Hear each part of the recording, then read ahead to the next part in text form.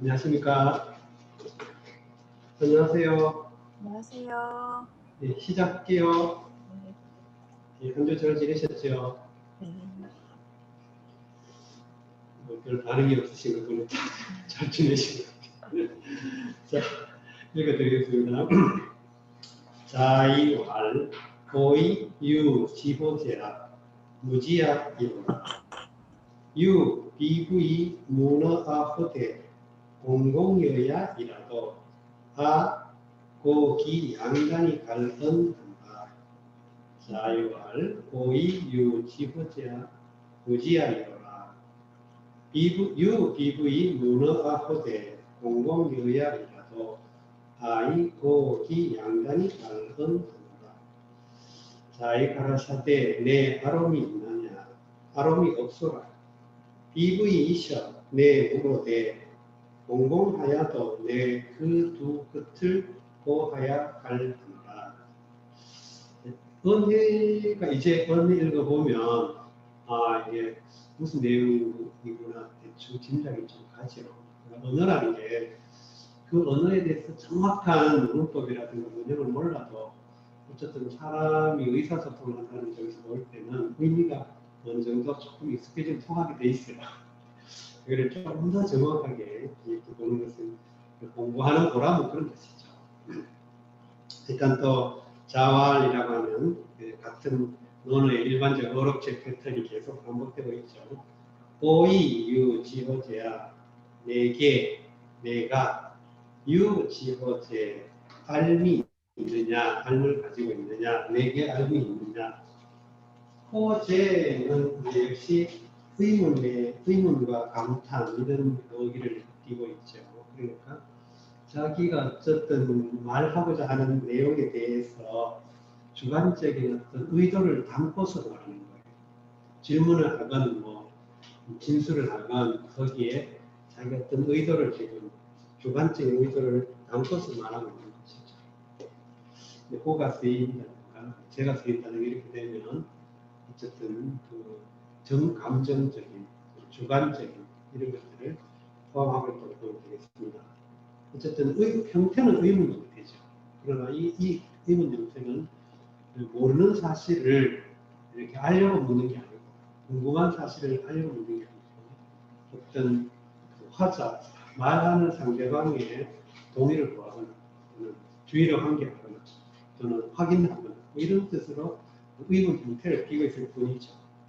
무지하이로라 이 답을 사실 이 진술을 하고 싶어서 이런 전제로 물어본 것 같아요.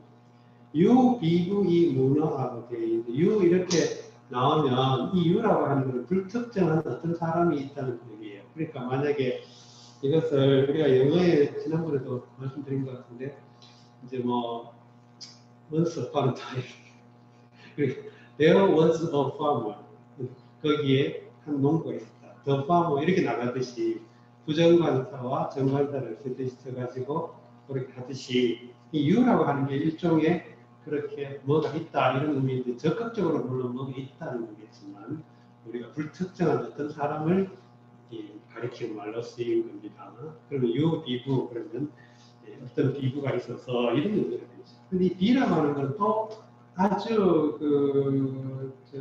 옛날에 어떤 그 생활 공간상으로 볼 때 중심지에서 아주 멀리 떨어진 그런 걸 지역을 비라고 부르기도 했죠.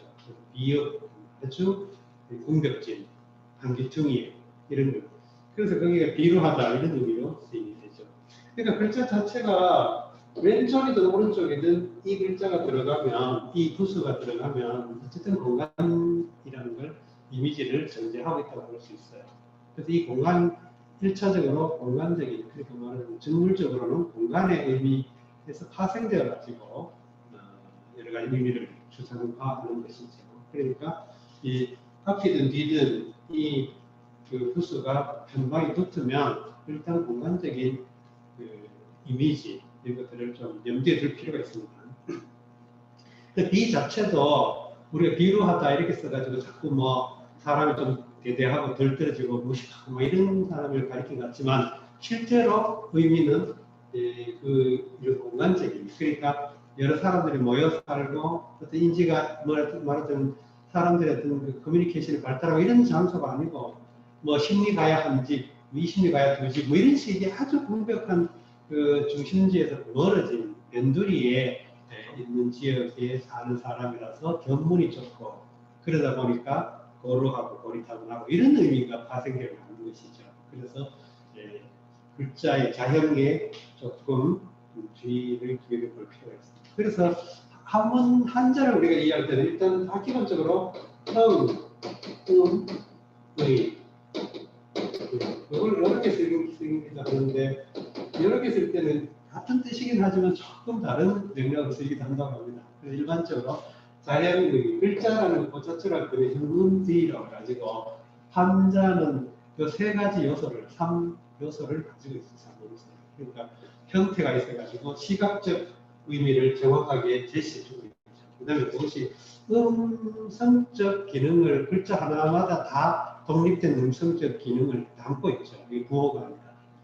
알파벳이나 한글 같은 것은 단순히 기호일 뿐이지만 한자는 그 자체 하나가 독립된 글자이기 때문에 음도 다 따로 있다는 거예요. 동음 이해는 엄청 많긴 하지만 기본적으로는 다 독립된 음을 가지고 있고 거기에 뜻을 붙이고 있고 이 세 가지 요소를 가지고 한자를 이해해야 된다는 겁니다. 그러니까 어떤 리뷰가 있어서 문, 어, 아, 문, 어, 아.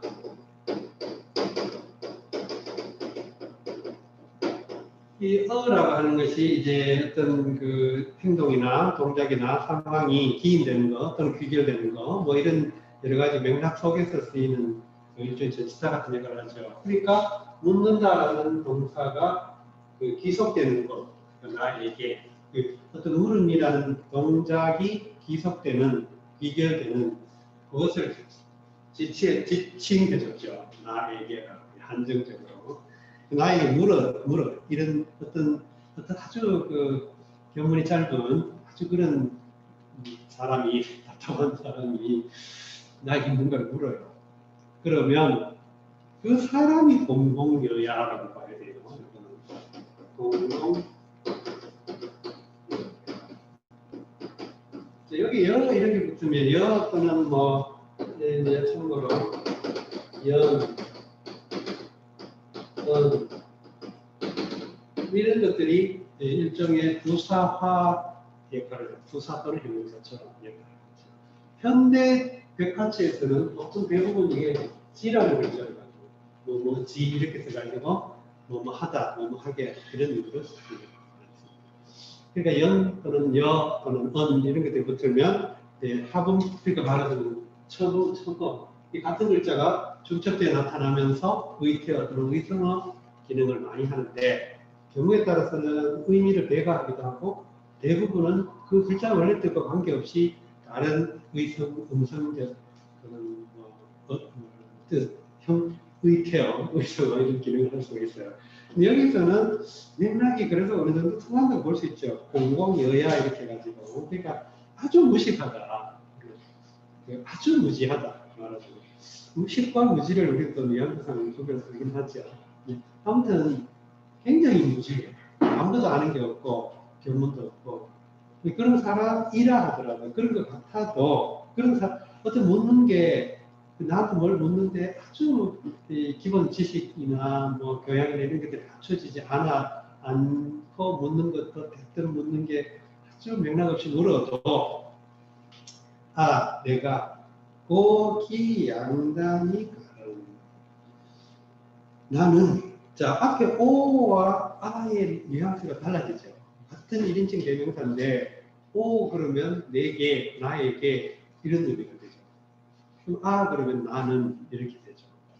이렇게 물론 경우에 따라서는 뭐 오와 아가 호환돼 쓰이기도 하죠. 일반적으로 여 이런 것들 1인칭 대명사. 그런데 한 문장에서 이렇게 지금 돼 있는 경우를 보면 맥락이 아주 미묘하게 다른 걸 우리는 감지할 수가 있죠. 이런 것들을 알아차리는 게 말하자면 이게 언어적인 그 감이 높아지는 그라고 할 수 있겠습니다. 나는 고기양단 이 고는 두드리다 톡톡 두드립니다. 그런 뜻이 있어요. 그리고 양다는 양 끝이죠. 양 끝. 두 끝을 두드려서 그리고 여기 이제 이가 붙어가지고 예, 문장을 병렬적으로 나열해줬죠. A라는 의미, B라는. 그 다음에 갈 이게 동사가 됐죠.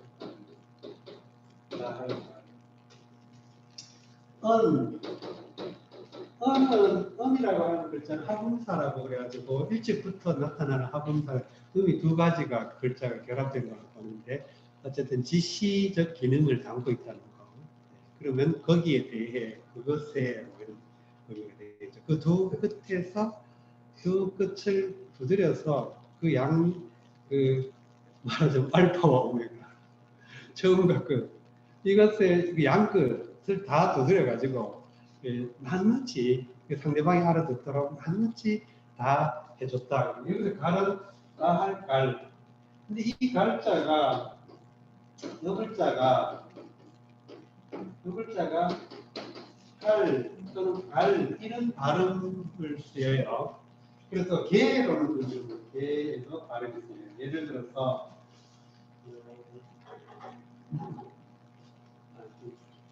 들어서 이게 붙으면 목말을 갈자죠. 그 다음에 이거는 입으로 이렇게 한 거는 방할 또는 방갈, 갈로도 발음되고 할로도 발음되는데 그 선가에서 선사들이 이제 예를 뭐 스님 뭐 진리가 뭡니까 뭐 이렇게 물어 어떻게 하면 나의 어떤 그 본성을 깨달을 수 있겠습니까? 그러면 대뜸 고함을 지르고 우리가 그걸 갈이라고 해요. 갈 또는 할. 우리가 왜 그 일상에 쓰이는 용어 중에서 대갈일성 이런 걸 들어요. 대갈일성. 한 70년대, 80년대 뭐 삼국지 수호지구 이런 데 보면 막 장수가 나타나가지고 갑자기 막 고함을 지르고 대갈일성 이런 식으로 말하는.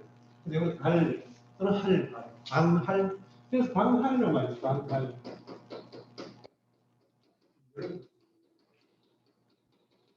방할, 봉할, 뭐 봉할, 뭐 이런 발음을 이렇게 하는데 이 말은 선사들이 이제 진리를 스스로 깨닫게 하기 위한 여러 가지 일종의 마중물처럼 이 묻는 사람에게 하는 독특한 행위가 있어요. 선종들의 그 기행이 많죠. 파행 기행. 어떤 사람이 모르면 다짜고짜 두드려 팬다는 거예요. 뭐 몽둥이로 이놈 그러면서 두드려. 그걸 봉 또는 방이라고 해요.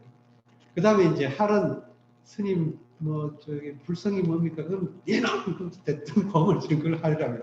그래서 방할 그러면 아주 그런 선사에서 기행 중에 하나인데 그래서 아무튼 누가 할이에요. 할. 그 다음에 아까 이거 갈 됐죠. 그 다음에 이렇게 하면 월개 우리가 국기 개양할 때 이렇게 개롭습니다. 그러니까 이게 기읍과 키읔 그 사실은 이 울모로 따지면 알기계열의 경우를 좀 하고 있는 것 같기도 해요. 자, 아무튼 그래서 갈 그러면 그럼 다 할 갈 그래서 끝까지 다 한다 그런 뜻입니다. 끝까지 다 알려줬다. 요게 우리가 논어에서 공자를 여러 얼굴의 논어 공자를 볼 수 있는데 그 중에 하나가 교사로서 공자. 그러니까 선생, 그러니까 스승이 아니고 물론 뭐 스승과 그 교사가 좀 맥락이 다르긴 하죠. 이때는 어떤 의미에서는 정말 이제 삶의 이치와 제자를 전승해가지고 막 도를 전해주는 스승이 아니고 교사라는 측면에서 볼 때 뭔가 하나를 이렇게 알려주는 그런 측면에서도 공자를 볼 수 있는 예인데 참 성실하고 착하고 진지한 선생님이었어요. 교사님이었어요. 그러니까 아무리 머저리 같은 멍청한 질문을 해도 이런 말 같지 않은 질문하지 말아도 사실 그 우리나라 학생들은 특히 질문하는 훈련이 안 돼 있어요. 그렇죠. 심지어 의문을 가져야만 할 본질을 그 사명을 가진 사람들조차도 의문을 안 가져. 최근에 우리나라 기자들이 뭐 대통령 국정 기자회견, 국정 연두 기자회견 또는 뭐 한미 공동 회담에서도 질문을 못 하잖아요. 기껏 질문 시켜주면 엉뚱한 질문, 말도 안 되는 질문도 못 하고. 근데 왜 그랬나? 왜 질문하는 훈련이 처음부터 안 돼 있는데 아주 어릴 때부터 사실은 의문을 갖는 것 자체가 묵살이 됐거든요. 저도 참 어릴 때 초등학교 3학년 때인가 4학년 때인가 뭔 질문을 했는데 선생님이 다짜고짜 묵살을 해가지고 그다음부터 질문을 못하겠더라고요. 그런데 이 공자 이 선생님은 아주 촌놈이 와서 너무 엉터리 같은 질문을 해도 지난번에 그 태평천하의 최만식의 태평천하의 그 윤직원 질문 한번 이야기를 드린 적 있죠. 한번 보세요, 그 분위기. 그런 질문조차도 공자는 그 끝을, 그러니까 어떻게 물었는가, 묻는 사람의 자질을 가늠해서 그 사람이 원래 묻고자 하는 것, 그것까지도 알아차려야 돼요. 공자는.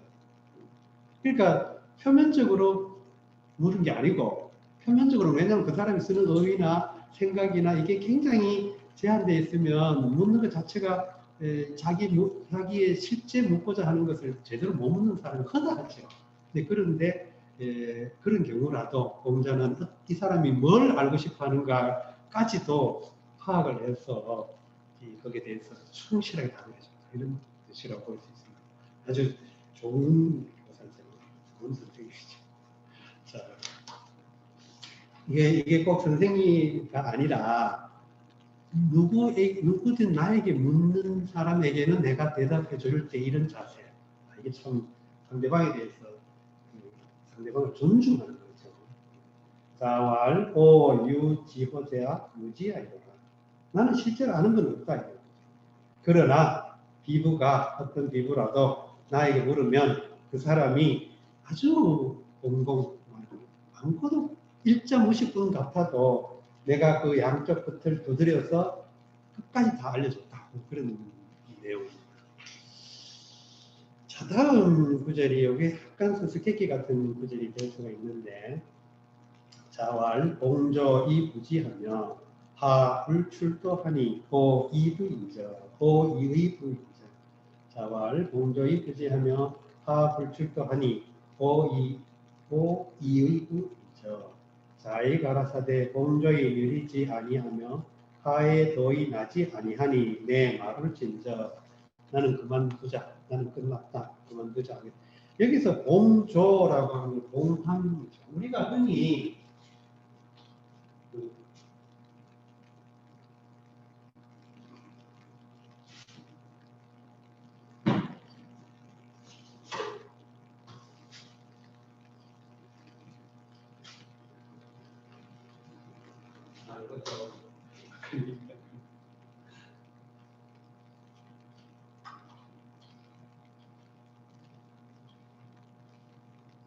우리가 그 짝으로 되어 있는 암수 짝으로 되어 있는 그 동물이나 뭐 조리나 이런 것들을 합쳐서 부르는 경우가 있어요. 예를 들어 봉황새 그런데 원래 봉은 수컷이고 황은 암컷을 가리키죠. 그 다음에 기린. 근데 우리가 지금 말하는 동물원에서 보는 기린이 아니고 상상의 동물인데 원래 이것은 수컷이 기고 암컷이 기니까 뭐 그래요. 원앙도 그러고. 그러니까 원앙, 기린, 봉황 이런 것들은 다 암수를 아울러 일컫는 말이에요. 근데 이 공주부지에 대한 이것은 일종의 중국의 문화 상징 같은 것의 하나인데 어쨌든 봉이라고 하는 것은 상상의 새죠.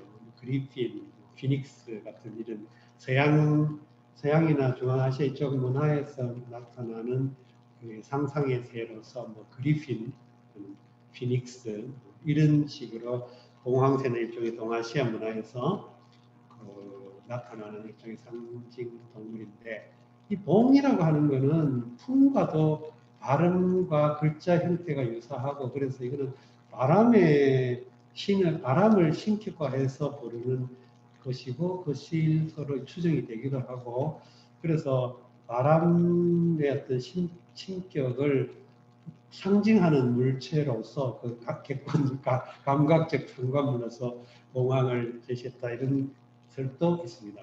아무튼 새는 고대 신화에서 새는 이제 하늘과 인간을 매개하는 그런 신의 사자 역할을 하는 존재죠.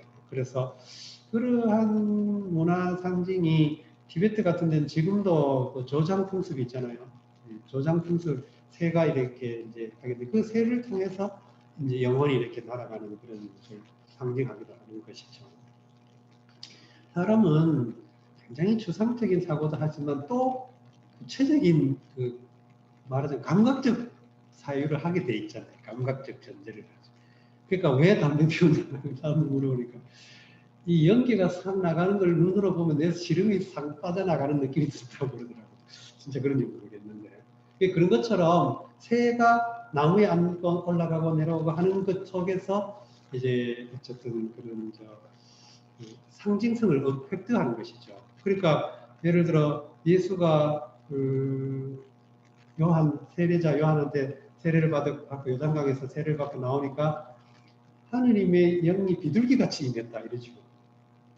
그러니까 이 새라고 하는 것은 그런 상징성을 갖는데 여기서 특히 봉은 동아시아에서는 아주 그 상상의 새고 상징적. 그러니까 우리가 옛날에 그 시골에서 장사 매장할 때 그 상류에 이 내적 귀퉁이 이렇게 닭처럼 생긴 머리, 거기 봉황을 상징하잖아요.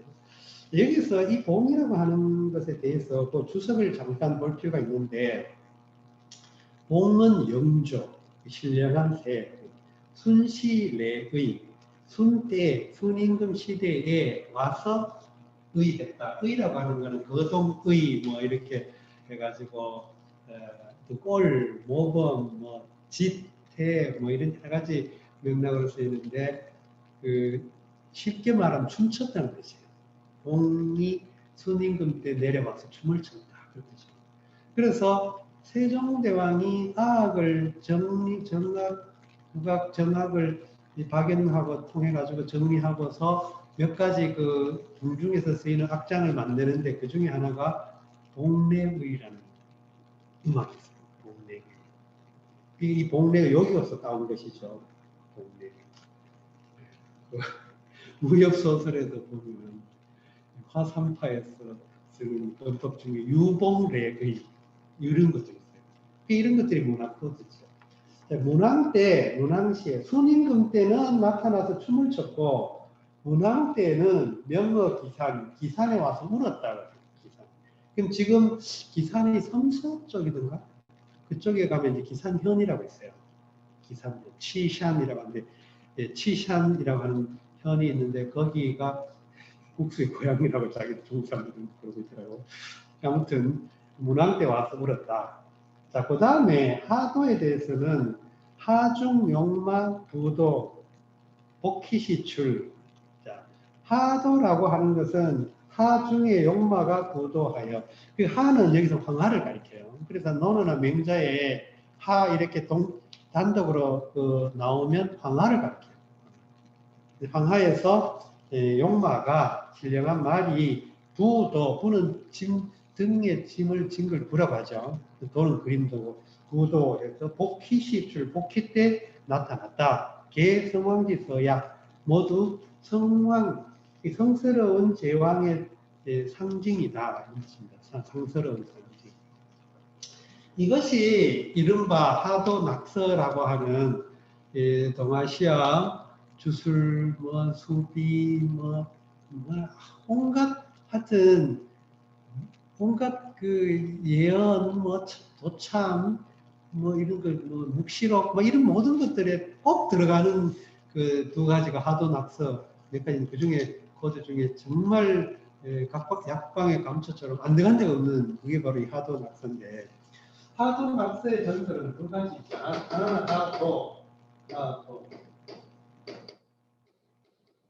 이건 낙서. 도서 합쳐서 도서라고 해요. 우리가 말하는 도서, 도서관. 예, 여기서 나온 말이죠, 도서. 근데 이 하도낙서라는 말이 낙은 낙양, 지금 낙수, 장안 아닌가요? 낙양이 무슨 소리일까? 파랑성. 아무튼 거기 낙양, 지금 낙양이라고 하는 그쪽 지역을 낙서라고 낙이라고 하는 강이 있어. 그 강이 북쪽에 있다고 해가지고 낙양. 예. 지난번에 말씀드렸죠.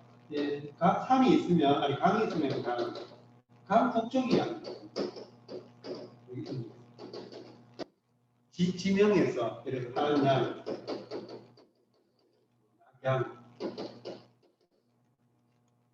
그 다음에 산은, 여기 산이 산 뒤에가 음이에요. 산 앞이 양이에요.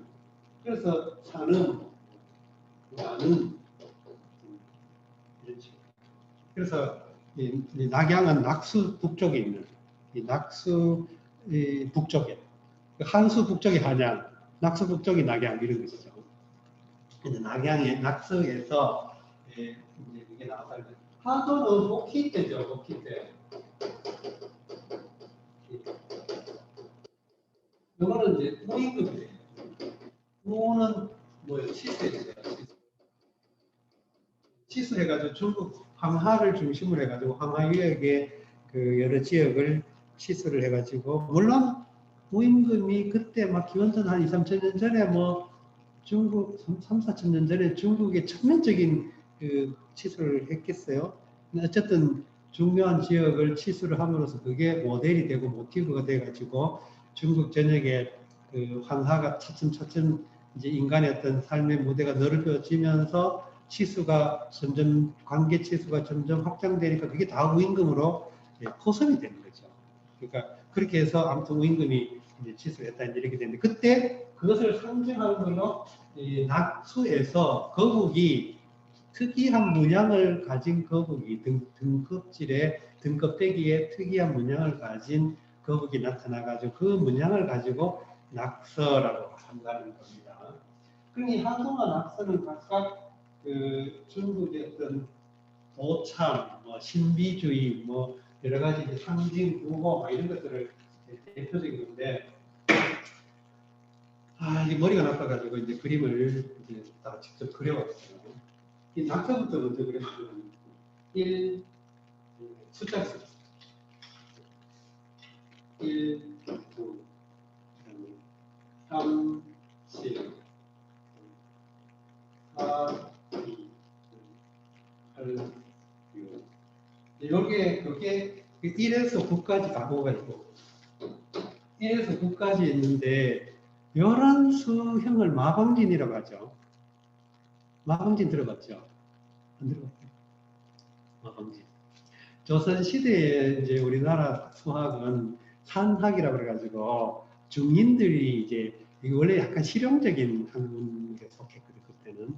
그래서 이제 중인들이 주로 이제 가학으로 산학을 전승을 하는데 일부 그 양반 지식인 계층에서도 취미로 수학을 많이 연구를 했습니다. 마치 우리가 파스칼, 데카르트, 뉴턴, 라이프니츠 뭐 이런 사람들이 아주 뛰어난 수학적으로 중요한 발견을 했듯이 동양에서도 이런 지적인 지식인들이 여기로 수학 연구를 많이 했는데 그 가운데 이 마방진에 관해서는 우리나라도 거의 뭐 1, 2위를 다툴 정도로 마방진에 대한 그 기후 약간 그 수학적 약간 유희지요, 유희.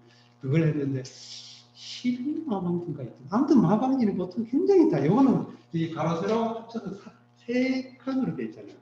총 9 숫자 가지고. 근데 1부터 9까지만 돼 있잖아요. 근데 마방진에 대해서 5칸, 뭐 9칸 아주 큰 마방진도 있어요. 근데 이 마방진의 특징은 어쨌든 가로로 하든 세로로 하든 대각선으로 하든 더한 수가 똑같아야 되죠. 이런 수적 유인데 여기에 이제 외울 때 이렇게 대구, 2, 1, 좌, 3, 5, 7, 4, 2, 위견, 8, 6, 위족 이렇게 이거는 어깨, 다리, 대구 그러니까 머리에 굴을 이고 2, 1, 1을 밟고 왼쪽이 3, 오른쪽이 7 그다음 4와 2가 어깨, 8과 6이 다리 이렇게 해가지고 대구, 2, 1, 좌, 3, 5, 7, 4, 2, 위견, 8, 6, 위족 이렇게 외웁니다. 근데 이걸 이제 마방님 이거 뭐 예를 들어 우리가 뭐 팔귀진이라든지 뭐 하여튼 중국에서 무협지나 뭐 여러 가지 어떤 그런 신비주의적 문화에 이건 아주 꼭 되거든요.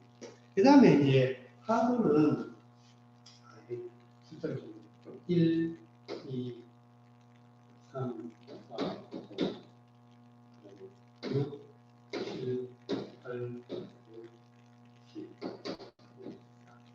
이렇게 숫자를 배열을 했어요. 근데 이거는 보면 1부터 10까지죠. 1부터 여기 1부터 이 차이는 10은 완성되고 또 말하자면 어떤 수로서 딱 세트가 완비된 거예요. 근데 9는 모자라잖아요. 한 자리 숫자로 끝까지 가긴 했지만 모자라죠. 그래서 이거는 하나를 더 요구를 하기 때문에 연화를 나타내고, 이거는 생성을 나타낸다. 뭐 이렇게 해가지고 이 두 가지 하도와 낙서를 결부해가지고 뭐 3,000이니 9,000이니 그래서 하면서 온갖 막 신비주의를 만들어내는데, 글쎄요, 뭐 이런데 관심 있고 이런데 흥미 있는 사람은 하염없이 빠져들어가요.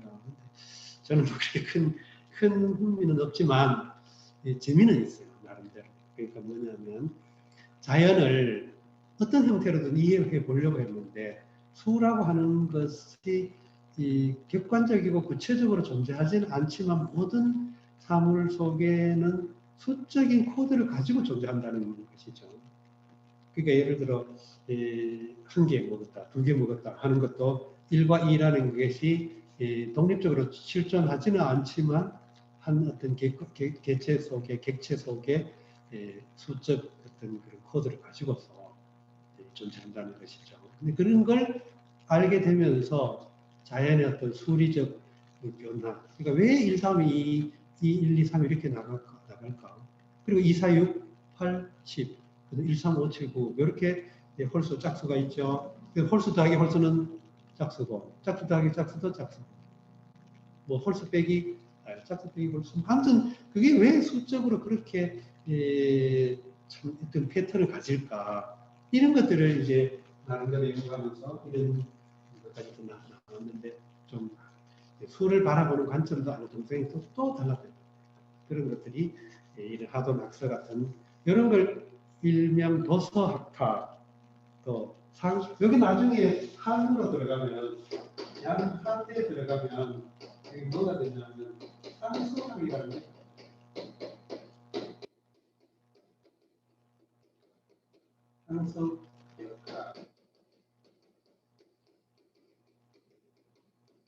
상수학이라고 합니다. 이게 바로 선천도서 역학 뭐 이런 거 연관을 되고 그 다음에 우리나라 북송 때는 소강절, 조선시대는 서경덕 이런 사람들이 이 도서, 상수 이런 데 굉장히 해박했어요. 그래서 나중에 이런 원리를 가지고 원주율도 계산해내기도 하고 또 전부 그 해가 돌아가는 주기, 해가 1년에 그 365와 4분의 1로 돌아가는 주기, 그걸 굉장히 치밀하게 계산해요. 네. 그러니까 해와 달의 주기를 다 계산하면 이런 것들이 다 여기서 발전해 나갔다고 하죠. 근데 이걸 왜 이야기를 했냐면 우리가 이제 그 초등학교 제 기억으로는 초등학교 6학년 때 그 글자 문자의 기원에 대해서 그것이 배웠어요. 문자의 기원에 대해서 배울 때 뭐라고 배웠냐면 결승 문자라는 것이 이제 나타난다. 결승. 그러니까 새끼줄 같은 걸 엮어가지고 표시하는. 근데 그런 것을 통해 가지고 이제 의사소통을 하고 의사 전달을 하고 해서 그게 이제 문자의 10초다 이렇게 배웠는데 이런 유형도 일종의 상징적 구호를 통해 자연을 읽고 그 자연을 남에게 객관화해서 설명해 주는 체계라는 거예요. 근데 그게 왜 필요하냐? 사람이 어쨌든 객관성을 담보한다는 것은 사회 공동체가 형성돼 가지고 모든 그 공동체에게 공유되는 뭔가 지식이라든가 공유되는 원칙이라든가 공유해야만 하는 보편적 뭔가가 생겨난다는 것이죠. 수가 바로 그런 역할을 대표적으로 하고 있는 것이죠. 그래서 하도나 낙서 같은 것들이 나타나는 것은 그런 문화적인 그 성장의 한 코드일 수 있다 이렇게 봅니다. 근데 그러면 왜 성왕이냐? 이거 우리가 성왕이라고 하는 것과 그 칸트식의 말하는 천재라는 것과 상당히 의미상 통한다고 보는데 제 생각에 개인적으로 왜냐하면 칸트가 말하기를 천재는 자연의 법칙을 부여하는 자다. 자연의 새로운 법칙을 부여하는 자다. 이런 식으로 말을 했대요. 근데 이게 뭔 뜻이냐면 우리가 음악이든 미술이든 특히 예술에서 이 천재가 좀 잘 나타나는데 음악이든 미술이든 그 새로운 양식을 만들어 준 사람이 천재라는 거예요. 어떤 기존의 양식을 아름답게 꾸미는 게 천재가 아니고, 예를 들어 베토벤이나 뭐 바그너나 이런 사람들이, 바하나 이런 사람이 왜 천재냐, 전혀 다른 새로운 방식으로 음악을 만들어냈다. 예를 들어 피카소가 왜 천재냐, 피카소 이전에는 사물을 그렇게 못 봤다는 거예요. 피카소가 그렇게 그림으로써 그 사물을 그렇게 볼 수가 있게 된 거죠. 그런 것처럼 이 성왕이 말하자면, 성왕이 이러한 것들을 파악해냈다. 이런 게 옛날부터 있을 수도 있고, 뭐 처음부터 존재했을 수도 있어요. 근데 중요한 거는 이것을 이렇게 패턴을 만들어서 파악했다는 게 중요해요. 그게 성인의 자질이었던 거죠. 남달리 뛰어난 자질로서 이걸 포착을 해서 이것을 인간 삶에 끄집어 넣어서 인간의 어떤 공유하는 그런 어떤 체계로 만들어냈다. 그게 성황이다. 그러니까 봉이 나타나는 건 결과적으로 봉이 나타나서 성이 난다는 게 아니고, 성인과 봉황은 상징적으로 서로 같은 맥락이죠. 봉이 나타났다는 것, 성인이 나타났다는 것, 그것은 인류의 뭔가 새로운 삶의 양식이 나타났다는 것. 저는 그렇게 생각할 수 있을 것 같아요. 근데 이제 공자가 이런 수레를 한다는 것은 뭘 의미하냐면, 이게 이미 신화적 상징이 되어가지고 공자 때에는 이런 신화가, 만약에 이게 공자의 진솔한 실존적 발언이라고 친다면 공자 때 이미 어떤 생각이 들었냐, 이 현실 사회와 이념 사이의 괴리 불일치가 너무 강하게 공자에게도 인식이 됐다는 것이죠. 그러니까 이 동황이 나타나면 세상이 좋아지고 희망차 묵시록적 미래가 보이면 봉이 나타나야 되는데 안 나타나요. 강에서도 뭔가 사인이 나타나야 되는데 사인이 안 나타나요. 그렇다면 내가 뭐라 어떤 스스로 내가 성인이다라고 자부했는지는 모르지만 내 대에는 이상적 사회가 못 오겠구나 하는 절망이죠. 내가 이상 사회를 만들겠다 이런 뜻으로 해석할 수도 있겠지만, 그런 내 역할이 끝났다 이렇게 볼 수도 있겠지만, 또 한편으로 보면 내 시대의 이상적인 사회가 도래하는 것에 대해서는 희망을 버려야 되겠다 이런 맥락을 볼 수도 있을 것 같아요. 아무튼 중요한 거는 우리가 공자의 이런 수레 속에는 그 역사적, 묵시록적 그 미래에 대한 낙관, 희망 이런 것들이 어느 정도 공자의 어떤 삶 속에서 그런 이상을 가지고 동분서주했던 그 삶의 어떤 자기 삶의 속에 대해서 점점 그 현실적으로 단련해야 되나 보다 하는 느낌. 그걸 처연하게 공자는 수레하고 있는 것이죠. 이런 말이 그냥 공자를 단순히 성인하고 신격화해서 보면 뭐 좀 무슨 마치 예언처럼 느껴지지만 그게 아니고, 우리가 나의 실존적 삶에서 생각해 본다고 하더라도 젊을 때 또는 장년기에는 내가 뭔가 꿈을 실현하고 이상적으로 뭔가를 만들어 보려고 하다가 현실에 온갖 좌절과 이런 것들을 겪고 나서는 틀렸다. 그만해야겠다. 이런 생각이 든다는 거예요. 아마 공자의 말 속에는 그런 게 들어있거든요. 자왈 공조히 부지하며 하불출두하니 오이의구입니다. 보세요. 이는 끝났다, 그만이 되는 뜻이죠. 이는 주관적인 그 느낌을 갖는 또는 지속성을 갖는 시간상을 나타낸다고도 해요. 어떤 지속성. 그리고 부라고 하는 것도 보면 이 부를 발음하려면 우리가 지금 말하면 부 이렇게 발음하지만 this is a pen 뭐 이렇게 해가지고 이런 사람이 전 세계적으로 우스갯 그래요. 부라고 하는 발음을 하려면 이 발음이 탁 파열되는 발음이죠. 그러니까 이 입술을 비읍 형태의 발음은 옛날에도 비읍 부를 발음했는지 모르지만 아무튼 이 순음이 발음될 때는 파열대가 납니다. 그러면 그거는 감정 표현이 아주 깊은 게 밖으로 표출되는 느낌이죠. 그래서 이의부라고 하는 말 자체는 끝났다, 그만두자 그런 느낌. 조금 이렇게 세대가 젊은 세대는 잘 잘 모를 수도 있지만 저희 세대, 저를 중심으로 하는 세대는 윌리엄 버틀러 예이츠의 이니스프리의 호도라는 시, 그 시도 보면 도입부가 보면 뭔가 그 현실에 대한 좌절과 절망을 해서 더 이상 희망을 못 느껴서 어떤 아카디아 또는 묵시론적인 어떤 그 이상향으로 도피하려고 하는 느낌을 보여주고 있어요. 그게 공자에게도 아마 이런 뉘앙스를 진함을 느낄 수가 있어요. 답들이 너무 길었습니다. 다음은 이렇게. 자, 견 자취자와 면의상자와 여고자이시고 견지의 수소이나 필작하시며 과지의 필추 이러시다. 다시 한번. 자, 견 자취자와 면의상자와 여고자이시고 견지의 수소이나 필작하시며 과지의 필추 이러시다. 자의 자취한 자와 면하고 의상한 자와 다뭇 고자를 보시고 보심에 비록 소 하나 반드시 작하시며 디나심에 반드시 추하듯이다. 견 자취자 그렇죠. 자, 견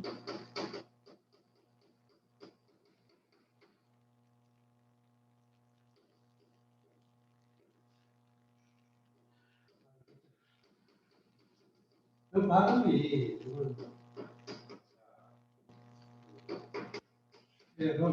이것도 독특해요. 요 글자가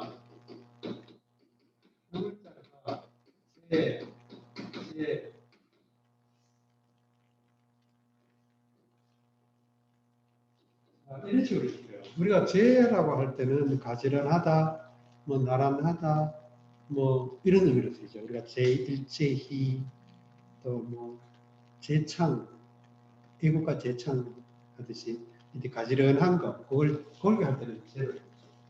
그래서 제는 우리가 목욕 재개한다 할 때 제인데 이걸 몸가짐을 정돈해 가지고 가지런하게 할 때, 이걸 그것도 제를.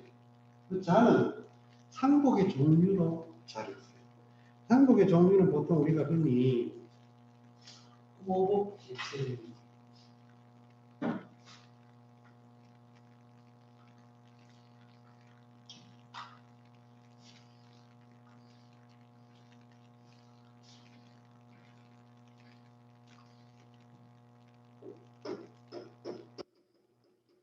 호복지치는 말하는데 호복지치는 8,000일이에요. 8,000까지가 호복을 얘기해요. 그리고 여기까지가 민법상의 친족에 해당한다고 그러죠. 현행 민법에도 아마 8,000까지를 친족이고 이렇게 있는 걸로 알고 있는데, 이 오복계치는 5가지 종류의 복을 이룬다. 여기 복은 상복을. 근데 이거는 지금 현대 이제 관음상제의 어떤 그런 규범이 많이 변화가 일어났기 때문에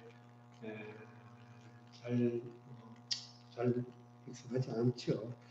우리가 시골에서 이렇게 관음상제가 시골에서 삶 속에서 이루어질 때도 뭐 맨날 죽는 것도 아니고 뭐 그러니까 사실 그 쉽지는 않아요.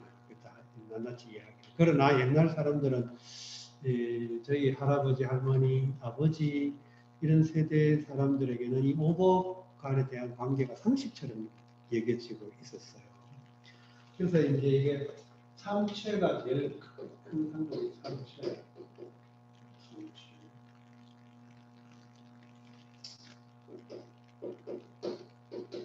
그 다음에 아까 말한 자체.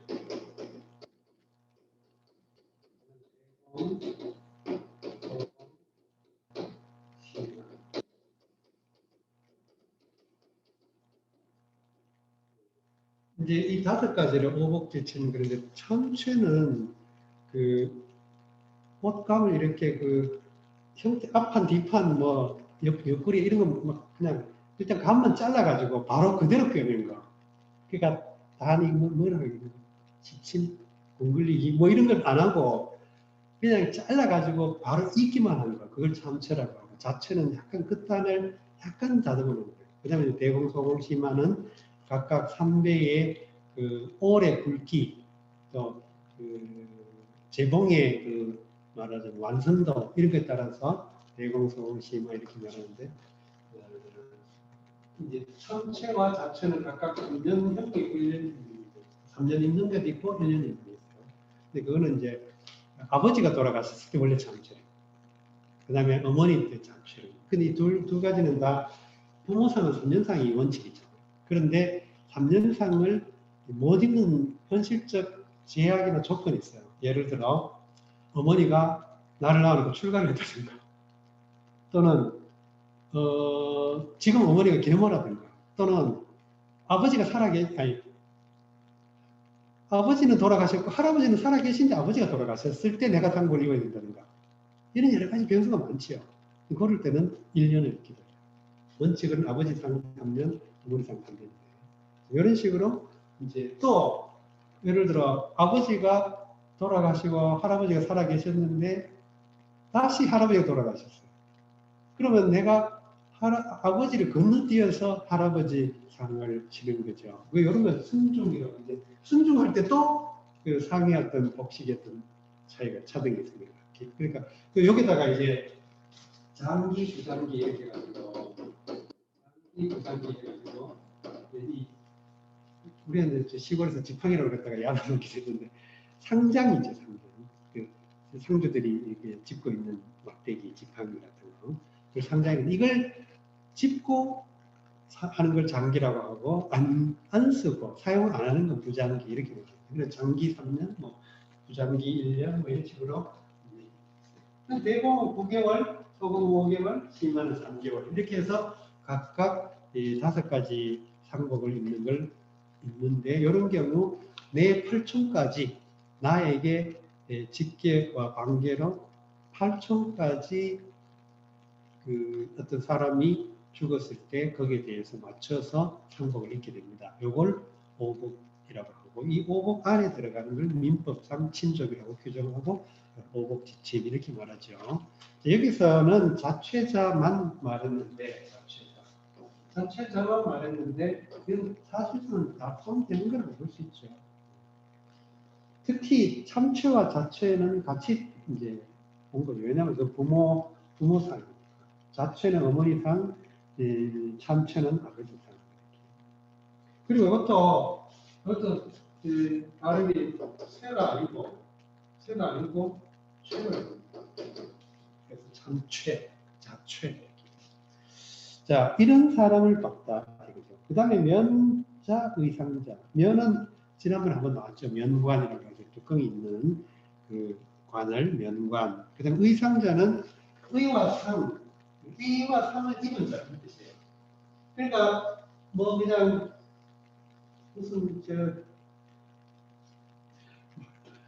우리가 마대포대라고 들어봤어요.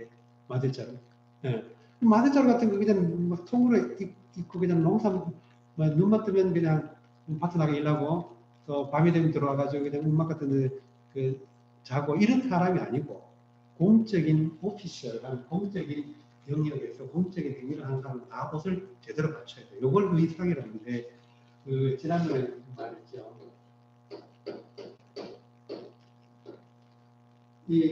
이렇게 이 옷을 이걸 이라고 하고, 그 다음에 이제 이렇게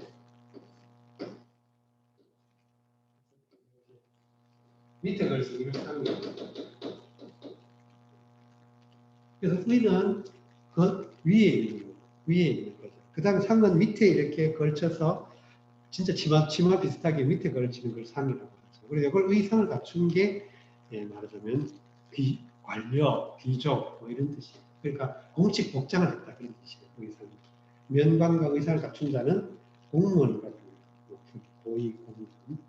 그 다음에 여는 와죠. 그러니까 자체자, 면자, 의상자, 면하고 의상한 자. 그 다음에 그리고 고자 이렇게 했죠. 이 고는 여기는 소경 고체, 소경. 이게 글자를 보면 글자를 이제 조금 익숙해질 텐데 자세히 보면 요 글자가 있죠. 요게 국, 어째 국. 그죠? 국, 둥둥 치는 국. 국. 그 다음에 요 글자는 원래 여러분 치다. 뭐 글자 보면 이 해초리를 가지고 이런 글자, 손에다가 해초리 들고 있는 모습이에요. 요 글자가. 그래서 칠보. 요 글자가 어디에 또 지금 나도 이렇게 변형돼 가지고 그 가르칠 교 이런데 또 정치정 이런 데 들어가죠. 이런 것들은 다 어떤 외적인 제재를 가해가지고 외적인 제재를 가해서 뭔가 의도하고 원하는 대로 이끌어가는 형태를. 여기서 북도 마찬가지로 북이라고 하는 것은 처제 치는 거죠. 그래서 타악기가 인류가 만들어낸 악기 중에 제일 원형이 타악기라고 그럴까요? 타악기는 우리가 어머니 뱃속에 있을 때부터 악기 소리를 듣는 거예요. 쿵쿵 뛰는 심장 소리를 듣고. 그래서 타악기 여기 목자 밑에다가 목자를. 그래서 발음은 고고, 뜻은 소경, 블라인드맨, 운봉사. 운봉사는 그래. 신봉사. 네, 장님. 그러니까 이 고자, 여기서 요즘식으로 말하면 장애자, 신체적 장애가 있는 자 이런 뜻이죠. 이런 자를 보신다라는 게 일종의 한 정황이에요. 시츄에이션. 그 다음에 여러분 보면 전지, 요건 이제 일종의 다시 또 동사 목적 구조지요. 그들을 보면 이런 자를 볼 때 이런 자를 본다라는 일반적인 정황을 이야기하고 그 다음에 견지는 좀 더 한정적으로 그들을 보고 실제 정황 보여. 수소. 이 수는 양보절을 이끌어온다 그랬죠. 양보. 비록 뭐뭐 하더라도. 수소니까 비록 젊더라도. 여기 소는 적을 소는 나이가 적다. 이런 뜻으로 보통 보는 게 그래도 제일 무난하죠. 그러니까 젊어도 어려도 비록 어려도 비록 젊어도 필작 이 소는 주어가 누구예요? 이 앞에 나왔던 견자, 뭐 고자, 뭐 면자 이런 요 주어는. 그래서 자기의 주어는 뭐예요? 공자죠. 이렇게 문장의 주어가 누구냐, 주체가 누구냐, 그 행위에. 수소에서는 앞에 나온 뭐 견자, 고자, 자최자, 뭐 의상자, 고자 이런 거고, 자가 공자가 아닙니다. 그 다음에 과지도 역시 과는 지나가다라는 동작성 동사고, 지는 역시 그들을 가리키죠. 앞에 이런 열거된. 필추 역시 공자죠. 그럼 추는 여기는 이 글자가 이 글자도 보면 여기 달아날 추예요. 달아날 추. 발음이 추. 근데 여기 추예요. 발음이. 그래서 요거하고 요거 합쳐가지고 추가 됐는데, 요 추는 그 종종걸음으로 빨리 가는 거예요. 종종걸음. 그러니까 보통 느리가야 품이 있고 폼나고 이제 양반인데 빨리 지는 거예요. 종종걸음. 그럼 왜 그러겠어요? 왜 그랬냐? 상대방에 대한 배려죠. 예를 들어 슬픔에 겨워서 막 부모를 잃고 상을 잃고 이런 사람은 남을 고려할 겨를이 없잖아요. 자기 슬픔이 너무 크기 때문에. 그럼 그런 사람한테 이렇게 앞에서 얼쩡대고 막 물러거라 뭐 이러면 안 된다. 얼른 지나가 버려. 그래야 그 사람의 그 정신적인 분산을, 마음의 분산을 안 시키. 그 다음에 면의상자는 공무를 집행하는 사람이에요. 실제로 공무를 집행하든 안 하든 공무 집행을 하는 위치에 있는 사람이에요. 그러니까 이런 사람들에 대해서 공무라고 하는 것은 나의 사적인 일이 아니기 때문에 국가 공동체 전체 일이기 때문에 그 사람이에요. 예를 들어 우리가 그 옛날에 백차라 그랬는데 경찰차라든가 또 뭐 집배원 차량이라든가 앰뷸런스라든가 이런 아무튼 간에 그 어떤 사회의 어떤 질서와 기관과 공공적인 서비스를 위해 그 일하는 차량에 대해서 비켜주고 그러잖아요. 그죠? 예, 우리나라 사람이 이게 정말 눈치가 빠르고 머리가 좋은 거예요. 뭐 모세의 기적 그러면서 가끔 가다 뉴스에 많이 나오는데 뒤에 이제 막 이렇게 앰뷸런스 같은 거 보면 이렇게 자기 차량을 가다가도 싹 비켜가지고 차가 싹 빨리 지나갈 수 있도록 해줘. 야, 진짜 놀라운 거예요. 외국에는 절대 불가능한데 우리나라는 지금 그러고 있잖아요. 이게 말하자면 이런 거예요. 과지의 필출. 그 다음에 눈먼 사람들한테 지나갈 때도 좀 빨리 지나가줘야 이 사람이 더듬더듬 하고 막 지팡이를 가지고 이렇게 할 때 거추장스럽지 않게 얼른 지나가준다. 이게 뭐냐 하면 이게 굉장히 사소한 동작 같지만 상대방의 처한 상황에 따른 그 사람의 행동의 제약이나 이런 것들을 배려하는 거예요. 그죠? 우리가 이런 배려심이라고 하는 게 그 사람의 인격의 어떤 가능한 중요한 지표가 될 수 있어요. 상대방을 어떻게 배려하는가. 어떤 사람에 대해서 배려하는가. 우리는 주로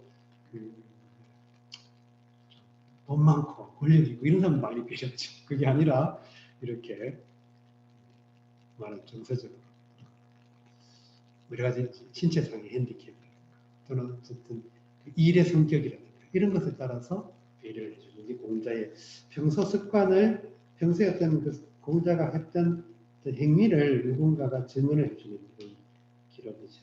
이런 것들이 동아시아에서 이 논어라는 텍스트가 전승되면서 어떤 인간의 어떤 사회적인 한 개체로서 주체적인 한 구성원으로서 살아가려면 어떻게 해야 될까라는 그런 행동의 어떤 규준을 우리가 늘 추구할 때 바로 이런 논어의 이런 것들이 중요한 그런 우리한테 어떤 지침이 됐죠.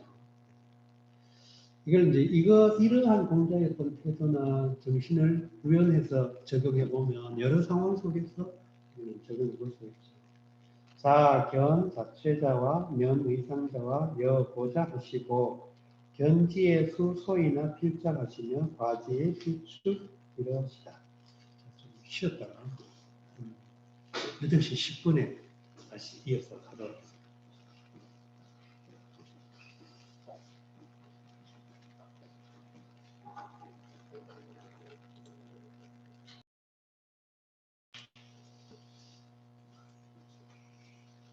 시작하겠습니다.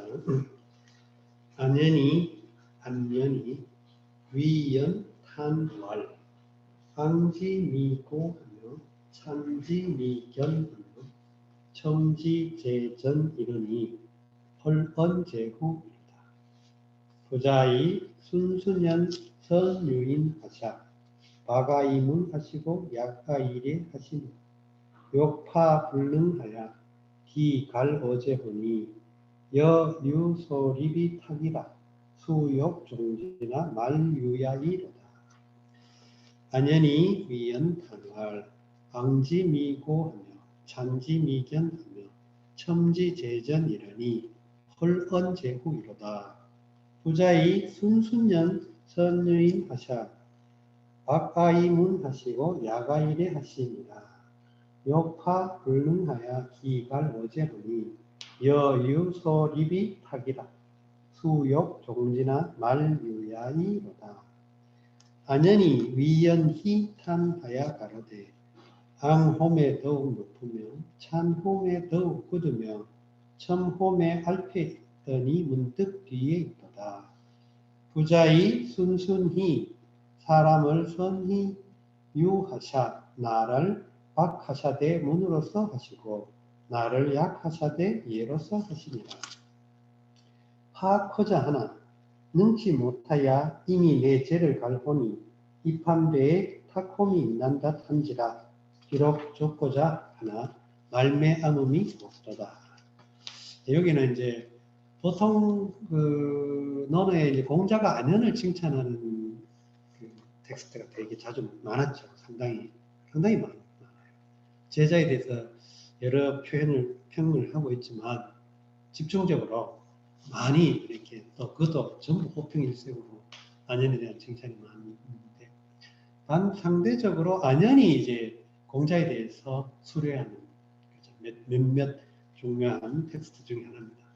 이걸 보면서 이제 안현과 공자 사이에 그 사제 간의 관계가 정말 신뢰와 돈독하게 이렇게 신뢰관계가 형성됐을 때 스승이 제자를 어떻게 보고 제자가 스승을 어떻게 보고 하는 그런 한 모델 같은 걸 볼 수 있습니다. 물론 우리가 이제 꼭 학교라는 교직이라는 이런 관계가 아니더라도 살면서 어쨌든 그 여러 계층이라든가 연령층의 사람을 이제 다양한 그런 그 계층으로 이렇게 관계가 인간관계가 형성이 되죠. 그럴 때 어떤 사람과 이제 나이를 넘어서 정말 신뢰관계가 형성됐을 때 그 사람과 나 사이의 어떤 인격적 상호 교감과 강화가 굉장히 중요한 그런 그 역할을 할 수가 있죠. 그게 이제 인간이 어떤 사회와 제도를 갖게 되면서는 특히 교육이라는 관계 속에서 더 많이 형성되는데, 뭐 많은 사람 교사가 되는 건 아니죠. 그러나 내 삶의 교사가 끼친 영향은 막대한 거예요. 나를 만들어가는 거. 몇 번 말씀드린 것 같은데, 정말 그 내 어린 눈으로 봐도 이 사람은 선생으로서 좀 차질이 부족하다 싶은 그런 선생, 그 당시에. 뭐 심지어 내가 학년을 마칠 때까지 내 이름을 정확하게 모르는 선생님도 있었어요. 근데 그런 선생님이 그때는 참 이런 선생님 다 있냐 이랬는데, 지금은 이렇게 지나와서 보면 그 선생님도 나한테 뭔가를 많이 가르쳤구나 하는 생각이 듭니다. 참. 근데 여기서는 그런 게 아니고 정말 안연히 이런 선생님을 모셨으니 내가 이렇게 정말 성장했구나 하는 걸 자긍심을 가질 정도로 대단히 그 공자에 대해서 스승으로서 존경을 표하고 있는 그런 증언이죠. 안연히 위연탄왈 그러죠.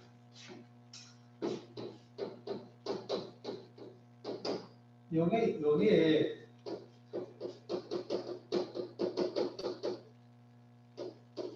합통 위자죠. 합통 위장할 때 위. 네.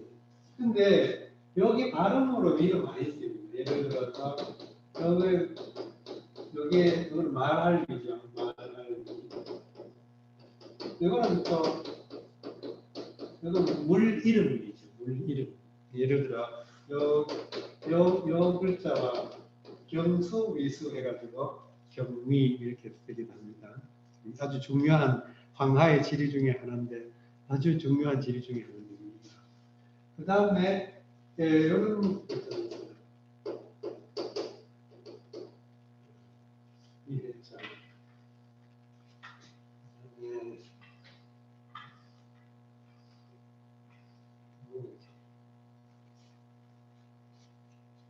뭐 아무튼 이런 그 발음 여기 위라는 발음으로 나는 글자의 그 발음 기호가 되죠.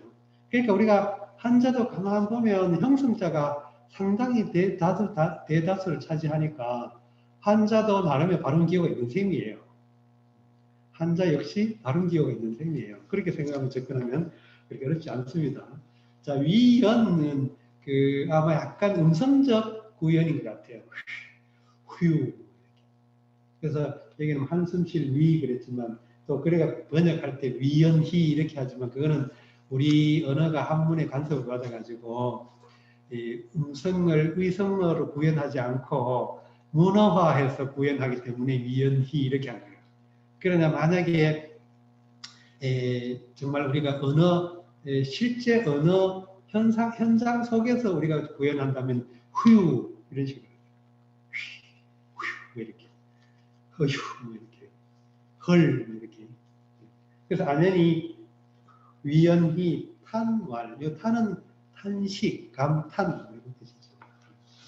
그래서 탄자를 가끔 그 중국에서는 이렇게 넣어요. 요거는 요 앞에 이렇게 쓸 때는 이쁘고 위에 쓴 거는 그렇게 써놓고 여기 난뭐탄 여기 난탄 이런 발음이 민말인데 여기 들어갔죠. 요거는 하품, 뭐 이런 뜻인데 사람의 어떤 그 신체상으로 이렇게 밖으로 표출되는 신체상의 어떤 그 무의식적인 행태 그걸 나타낼 때 요걸 써요. 여기 많이. 그래서 기뻐하다 할 때 한자는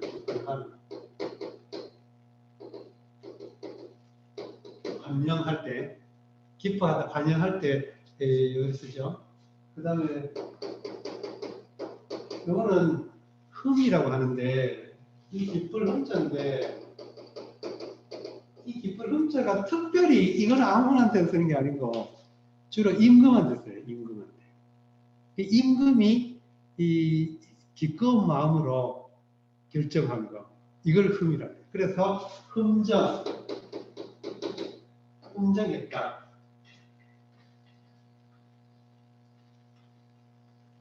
또는 흠차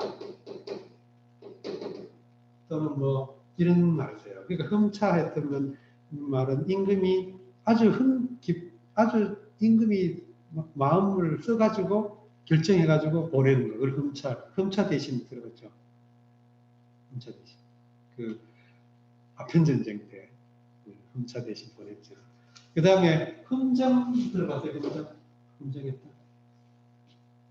흠정했다는 원래 그 라틴어로 되어 있던 성서를 이제 영국에서 국회 같은 게 이렇게 성립되면서 영국에서도 이제 영어로 번역된 성경이 나타나기 시작해요. 그러다 보니까 여러 유형의 이제 영어 성경이 막 난무하게 되니까 막 생겨나니까 제임스라고 하는 왕이 있어요. 킹 제임스. 제임스 왕이 자 이게 우리 이제 좀 정식으로 한번 우리가 국가적인 사업을 한번 해가지고 정식으로 번역을 하자 해가지고 만든 게 흠정 영역 성서 이렇게 번역하는데 영어로는 킹 제임스 버전.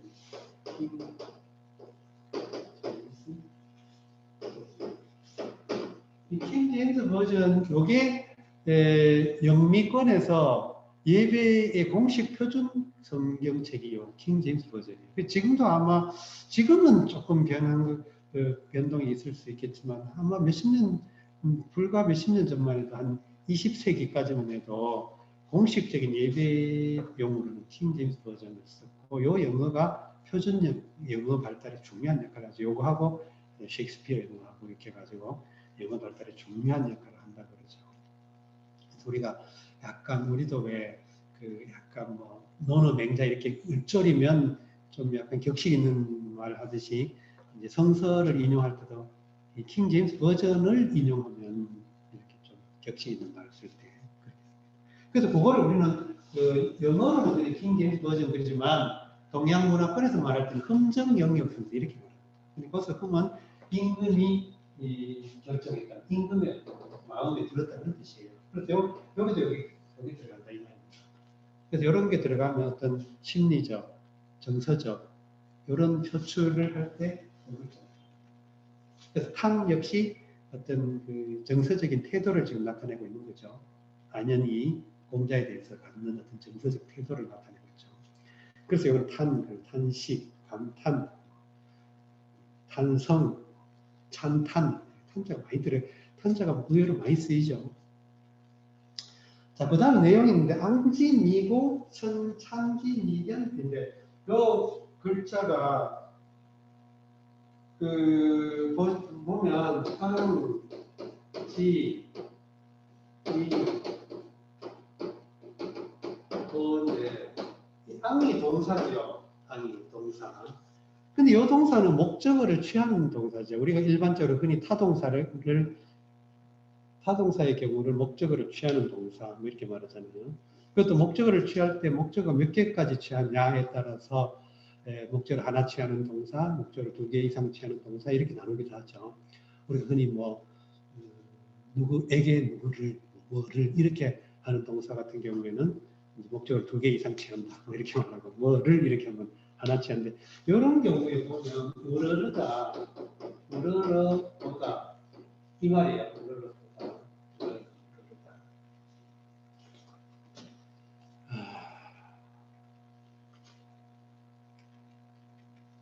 우러르다, 우러러보다. 그런데 악리가 우러르. 그러면 우러러보다라고 하면 뭐뭐를이 꼭 필요하잖아요. 근데 이런 동사는 말하자면 우러러보다가 아니고 뭐를 우러러보다. 뭐를.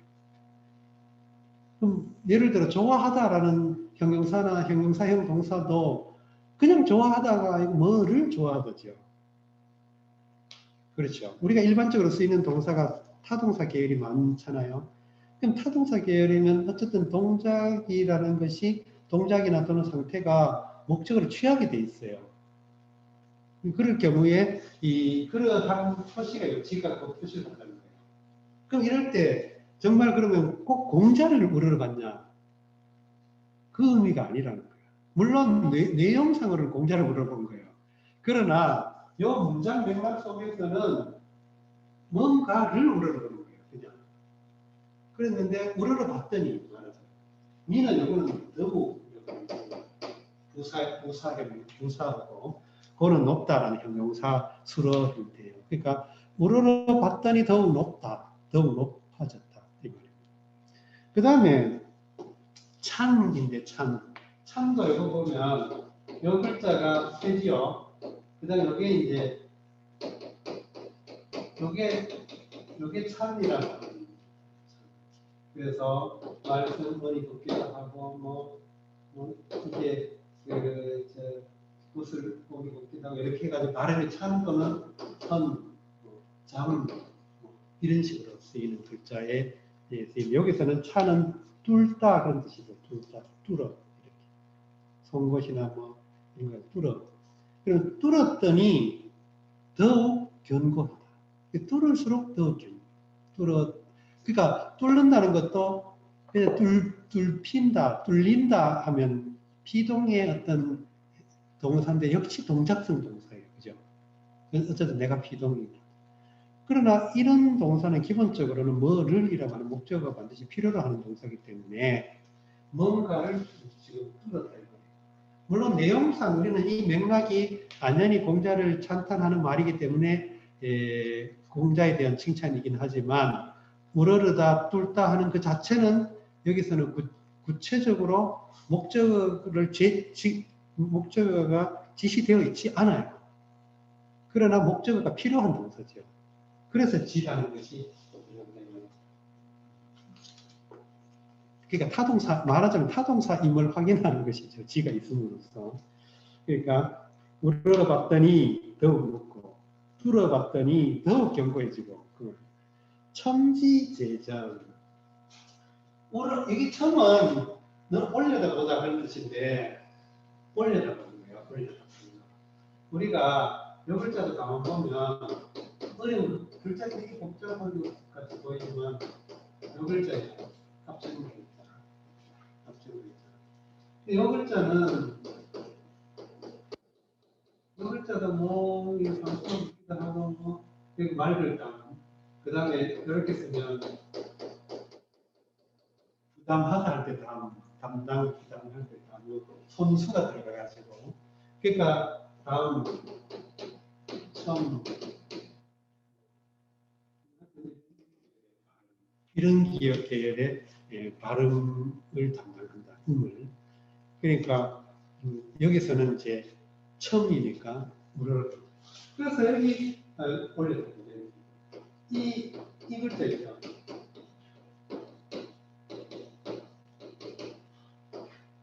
신라에 가면 경주에 가면 있는 그 첨성대 그 첨자가 이렇게 쓴 거죠. 그러니까 대학께서 인용한 시에 보면 천피기욱한데 녹죽의로다 유비군자여 여절여차하며 여탁여마로다 막 그런 시가 있는데 거기에 처음 건너다 보다 넘겨다 보다 약간 이렇게 멀리 보다 그런 뜻으로 처음이라는 글자를 써요.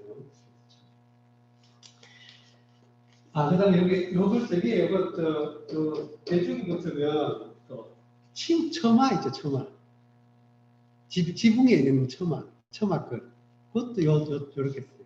그러니까 요 글자가 글자가 처음에 좀 복잡한 것 같긴 해도 요 글자 이렇게 따라 두면 이런 여러 가지 글자와 만들어낼 수 있습니다. 이것은 처음 이제 이거는 이렇게 넘겨다 멀리 보다 이런 뜻. 첨지제전 이거 봤더니 앞에 있어요. 앞에. 그랬는데 홀은 여기서 보면 갑작스러움 이런 뜻이에요. 홀 갑작스러움 홀연 여기 홀언 그랬죠. 이 언이나 연은 형태를 나타내는 동사 뒤에 쓰여가지고 어떠하다 이런 뜻으로 많이 써요. 언이나 연이. 예를 들어서 홀이라는 것도 일종의 상태를 설명하고 있는 그 글자지요. 홀. 뭔가 급하게 빨리 뭐 이런 뜻이에요. 홀이.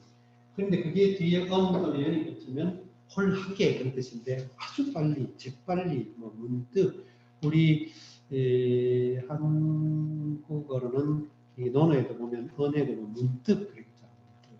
문득은 갑자기 궁금해지네요. 문득 생각나죠. 그 광주 쪽 방언인 것 같은데 뜬금없이 약간 좀 비슷한데 좀 다르긴 한데 그러니까 앞에 있는 것 같은 봤더니 앞에 있었어요. 그런데 문득 뒤에 있어. 그러니까 이 좀 말하자면 어디 하나로 한정할 수 없다. 어떻게 제한할 수가 없어요. 마치 손오공이 그 부처님 손바닥처럼. 그래서 이제 이러한 공자를 이제 안연히 공자라는 인물 스승을 옆에서 모시고 겪어보니까 이러하더라. 공자라는 스승이 정말 이러하더라. 그런데 이 선생님께서는 부자께서는 이 부자가 이 논어에서 이 부자라는 말이 쓰일 때 상당수 대부분이 3인칭을 지칭해요. 부자. 선생님 이런. 그러니까 2인칭으로 잘 안 쓰고 3인칭으로 씁니다. 근데 맹자나 좀 더 내려오면 약간 더 이렇게 내려오면 2인칭으로 써요. 근데 논어에서는 대부분 3인칭으로 많이 쓰고 있어요. 부자 여기서는 그러면 안연히 공자를 직접 대하고 말하는 게 아니고 3인칭화해서 말한다는 걸 알 수 있죠. 자기의 또 술회로서 부자께서는 순순면 역시 연이라는 게 들어갔죠. 순순면 그러면 주석에는 유 사서모 그랬으니까 우리를 말하자면 차근차근 찬찬히 뭐 이런 뜻이죠. 이 순자도 자세히 보면 발음이 순인데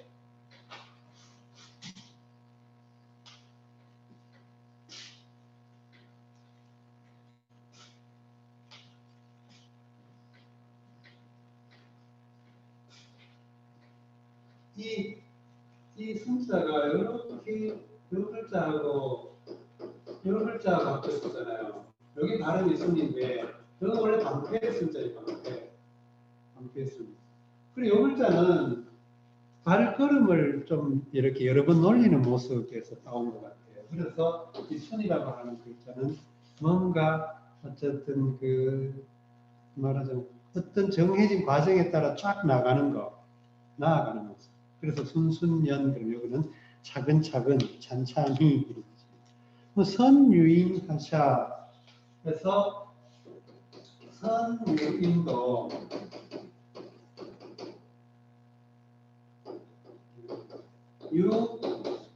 여기 선이 부사어라는 거예요. 부사. 그러니까 그 부사어가 되면 잘.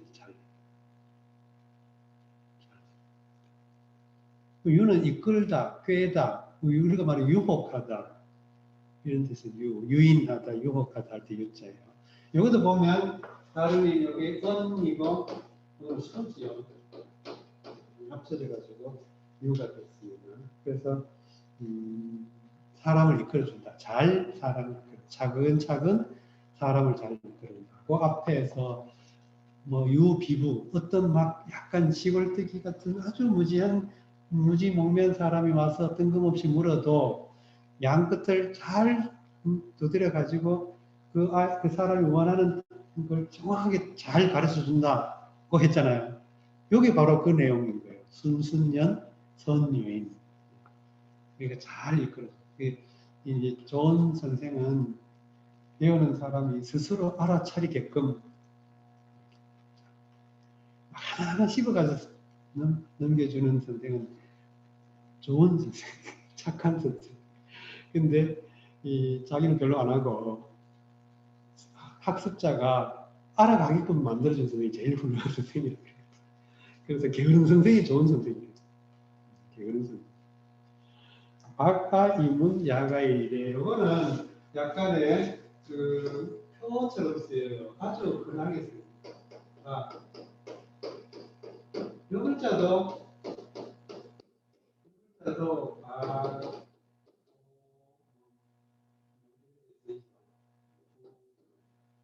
예를 들어서 이렇게 쓰면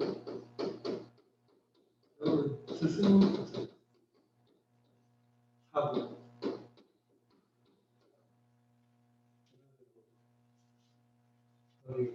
이 넓을 박, 넓을 보 또는 넓을 부라고 보 또는 넓다, 넓을 박, 넓다. 자, 그 다음에 박, 사, 이, 야,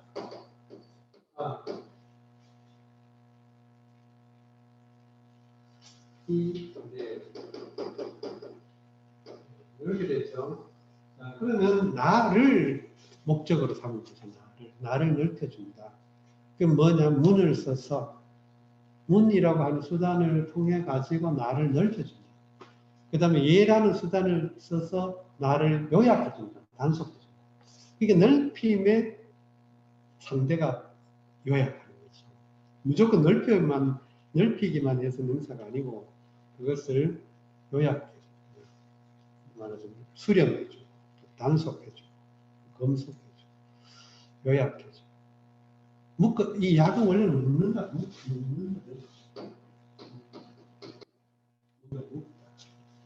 그러니까 글자도 보면 실파죠.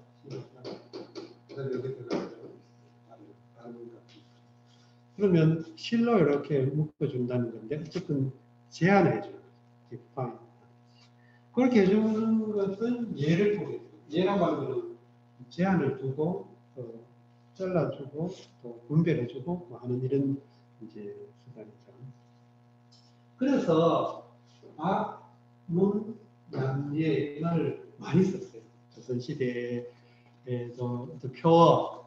표라든가 편액, 뭐 족자, 뭐 이런 현판, 뭐 이런 데 방문양에 굉장히 많이 썼죠. 아마 도산서울에도 가도 있는 것 같아요. 있었대요. 아무튼 방문양에는 엄청 많이 쓰이는 그런 표 같은 근본 같은. 그래서 그 유학의 정신을 뭐 오늘에 되살리는 역사적 사명을 띈 사람들의 모임이 박약회라는 모임도 있어요. 이게 박문양의 박약 이 말은 문화적인 동아시아의 문화적인 사회 문화적인 그런 용어로도 쓰일 정도로 아주 흔하게 쓰이던 그 말의 출처가 바로 안연의 이 말이라는 것이죠. 그 다음에 요파불는 이건 약간 해석에 우리가 조금 주의를 해야 되는데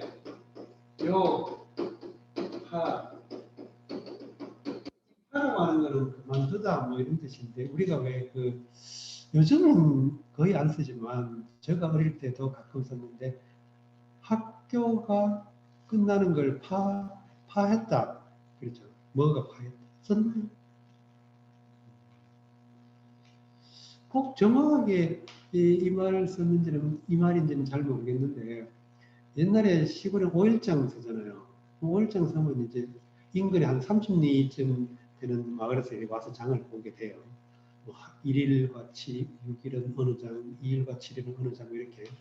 근데 보통 이제 한 해가 뉘엿뉘엿해지고 약간 저녁이 될락 말락 하면 이제 장꾼들이 장을 보러 왔다 돌아가야 되잖아요. 30리쯤 왔다면 한 3시간 정도 걸어야 되기 때문에 한 5시, 4시쯤은 출발해야 저녁 때쯤 집에 도착하잖아요.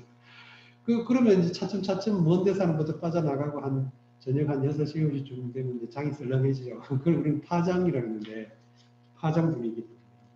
그래서 파라고 하는 거는 뭔가가 끝났다, 또는 그만뒀다라는 얘기입니다.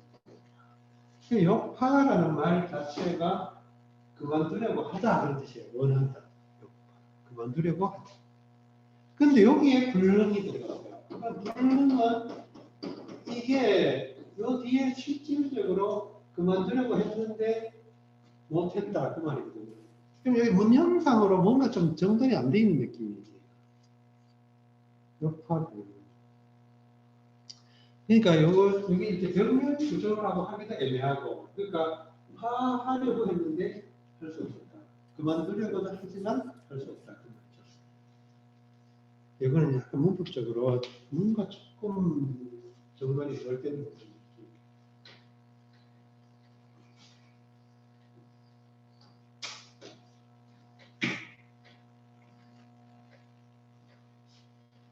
그래서 그 다음 이어지는 문장이 기갈오제죠.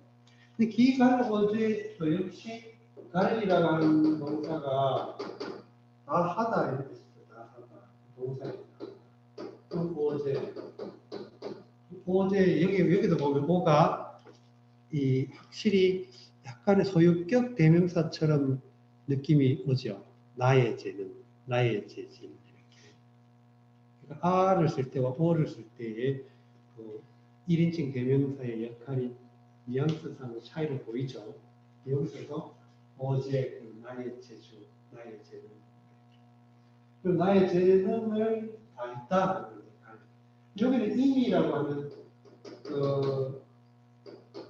부사인데 역시 시간성을 나타냈죠. 과거에 이미 지나가.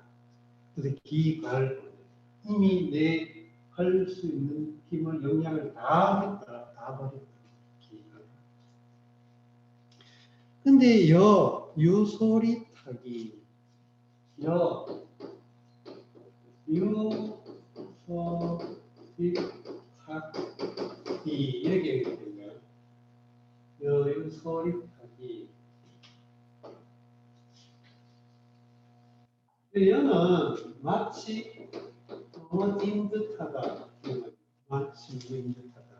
그럼 유는 있다죠, 있다. 그러면 서리, 그 서자가 이제 그 일종의 불완전 명사처럼 쓰여가지고 쓴 것, 뭐뭐한 것, 뭐뭐한 것이요. 선바가 어떡함이 있는 것. 뭔가 쓴 것이 있는데 뭔가 앞에 서 있어.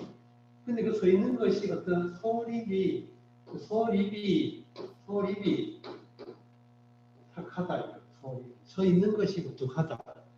그거예요. 뭔가 앞에 뭔가 서 있는데 그게 우뚝한 것 같죠. 근데 그런 것이 있다. 있다가 수가 되고 여는 마치 있는 듯하다 이렇게 되었어요. 그럼 여기서 이라고 하는 것은 역시 탁이라고 하는 것을 형용사처럼 꾸며줬죠. 전미사 역할을 한다고 합니다. 문법적으로. 아무튼 이제 이 말은 내가 이미 재능을 다 해보아도 여전히 다시 뭔가 하나가 서 있는데 그게 우뚝하게 보인다. 그 말이죠. 그래서 수욕종지나 수는 역시 양보적인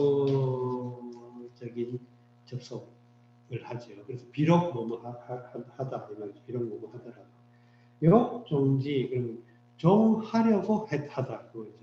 그럼 지는 또 목적어를 지시하고 있죠. 그래서 그것을 따라가고자 하나 비록 그것을 따라가고자 해도 그리고 말유야 말유 여기서 말은 끝말자가 아니고 없다라는 의미로 쓰였다고요. 이제 훈고적인 측면에서 이게 말자가 아니어서 말은 좀 있다는 거죠. 말은 어쨌든 여기서는 무의 의미가 없다. 무의 그러면 유니까 말미암다니까 말미암이 없다. 그러니까 따라갈 길이 없다. 그 말이죠. 유도 보면 그게 같이 생긴 근데 거기 이렇게 튀어나와 있어요. 그래서 무길로 이렇게 따라. 그래서 유가 쓰이면 유래, 연유, 이유 이런 식으로 어떤 그 따라가는 길 그런 의미가 되죠. 그래서 만류라는 말은 따라갈 수 없다, 따라갈 길이 없다. 말미암다라는 말은 옛날 표현이죠. 거기 야인은 역시 어기를 나타내고 있습니다. 이거는 참 뭐 이렇게 내용이 그렇게 썩 재미있다기보다도 특징 워낙 뭐 안현과 공자 사이를 하도 많이 띄어놔가지고 뭔가 좀 식상한 느낌이 나긴 하지만 우리가 안현이라는 인물을 조금 이제 인간적으로 들여다보면 공자에 대한 그 최대한의 최고의 그 신뢰를 보여주고 있는 대표적인 수레가 되겠습니다. 안현이 위연 탄활 앙지 미고 찬지 미견하며 첨지 재전 이러니 홀언 제후이로다. 부자이 순순연 선유인 하샤 바가이문 하시고 야가이리 하십니다. 역파 불능하여 기갈 오제하니 여유 소리비 타기라 수욕 종지나 만류야이로다. 시간이 조금 길긴 하지만 하나 더 하겠습니다. 더 힘들더라도 조금만 더 참아주십시오. 자, 질병이여심을 자로이 사문인으로 위신이러니 병간의 왈 구의제라 유지 행사하여 무신이 위유신하니 오 수기요 기천호인자 차여 여기 사어 신지수야론 문영 사어 이삼자지 수호와 차여 종 구득 대장이나 여 사어 도로호와 자 질병이여신을 자로이 사문인으로 위신이러니 병간의 왈 구의제라 유지 행사하여 무신이 위유신하니 오 수기요 기천호인저 차여 여기 사어 신지수야론 문영 사어 이삼자지 수호와 차여 종구득 대장이나 여 사어 도로와 자의 지리 병커신을 자로의 문인으로 하여금 신을 삼았더니 병이 간하심에 가라샤되 오라다 위에 살을 행하며 신 없을 것이 신금을 하니 내 누를 속이려 하나를 속인 자 또 내 그 신의 수의 사험으로 더불어론 이 삼자의 수의 사험이 찰치 아니하냐 또 내 비록 실어본 대장치 못하나 내 도로에 사하랴.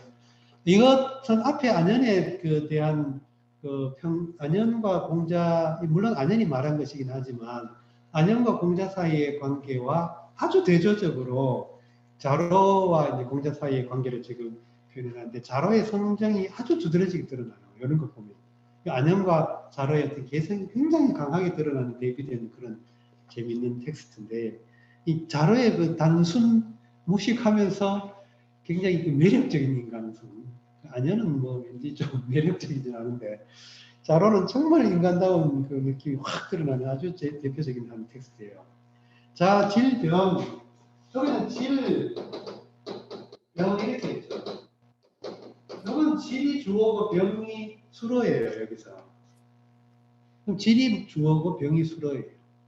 선생님이 이제 주제가 되죠.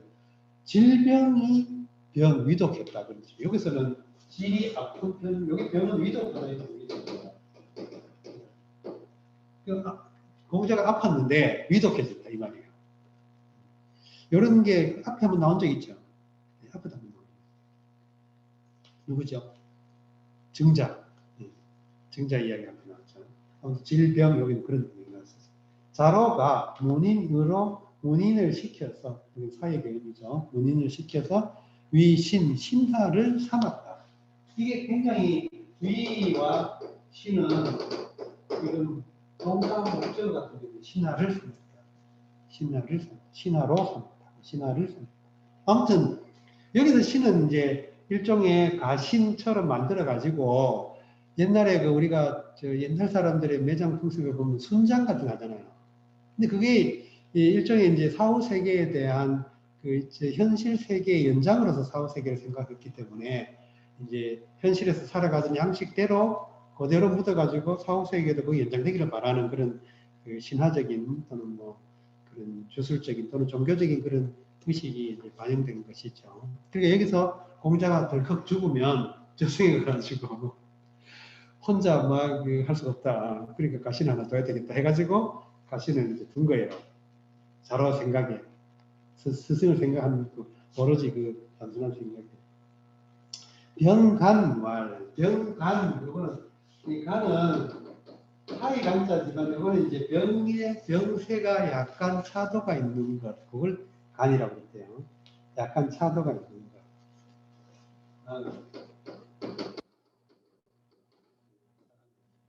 약간의 차도가 있는 그 사이에 말하기를 구의제.